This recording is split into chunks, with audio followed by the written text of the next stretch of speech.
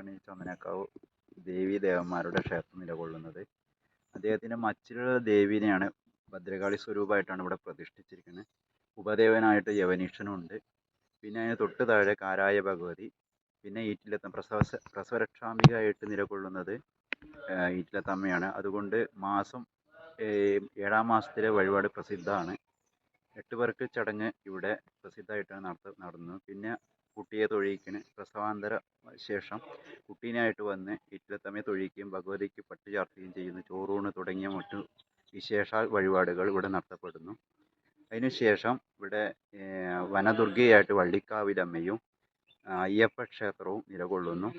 പിന്നെ തൊട്ട് താഴെയാണ് ഗണപതി ക്ഷേത്രം. അദ്ദേഹം വേദങ്ങൾ അഭ്യസിച്ചത് ഗണപതി ക്ഷേത്രത്തിലായെന്ന് പറയപ്പെടുന്നു. 5 ദേവന്മാരാണ് ഒരേ ശ്രീകോവിൽ പ്രതിഷ്ഠയുള്ളത്. പ്രധാനമായിട്ടും ഗണപതിക്കാണ് പ്രാധാന്യം. പിന്നെ മറ്റു ശിവൻ, ബ്രഹ്മാവ്, വിഷ്ണു, സരസ്വതി തുടങ്ങിയ ഉപദേവന്മാരും ആ ശ്രീകോവിൽ നിലകൊള്ളുന്നു. പിന്നെ വിദ്യയ്ക്ക് പ്രധാനമാണ് ഗണപതി ക്ഷേത്രം. പൂജ വിജയദശമി നാളിൽ എഴുത്തിനിരുത്ത് ചടങ്ങും പുസ്തക പൂജ, ആയുധ പൂജ തുടങ്ങിയ വിശേഷാൽ വഴിപാടുകളും ഇവിടെ നടത്തി വരുന്നു. പിന്നെ അദ്ദേഹത്തിൻ്റെ ഏറ്റവും പ്രസിദ്ധമായ വിഷ്ണു ക്ഷേത്രം നിലകൊള്ളുന്നു ഇവിടെ.